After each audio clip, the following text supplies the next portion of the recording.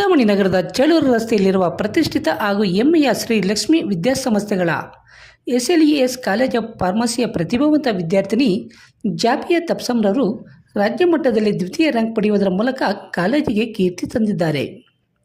ಚಿಕ್ಕಬಳ್ಳಾಪುರ ಜಿಲ್ಲೆಯ ಚಿಂತಾಮಣಿ ನಗರದಲ್ಲಿ ಚಿಲ್ಲರೆ ಅಂಗಡಿ ವ್ಯಾಪಾರ ಮಾಡುತ್ತಿರುವ ಚಾಂದ್ ಪಾಷಾ ಮತ್ತು ನದಿಯಾ ತಬ್ಸಮ್ ದಂಪತಿಗಳ ಪ್ರೀತಿಯ ಹಾಗೂ ಹೆಮ್ಮೆಯ ಪುತ್ರಿಯಾದ ಜಾಫಿಯಾ ತಬ್ಸಮ್ರವರು ಮೊದಲನೇ ವರ್ಷದ ಡಿ ಫಾರ್ಮಸಿ ಕೋರ್ಸ್ನ 2023-24ನೇ ಸಾಲಿನ ಪರೀಕ್ಷೆಯಲ್ಲಿ ರಾಜ್ಯಕ್ಕೆ ದ್ವಿತೀಯ ರ್ಯಾಂಕ್ ಗಳಿಸುವ ಮೂಲಕ ತಂದೆ ತಾಯಿ, ಕಾಲೇಜು ಹಾಗೂ ಇಡೀ ರಾಜ್ಯವೇ ಹೆಮ್ಮೆ ಪಡುವ ಸಾಧನೆಗೆ ಪಾತ್ರರಾಗಿದ್ದಾರೆ.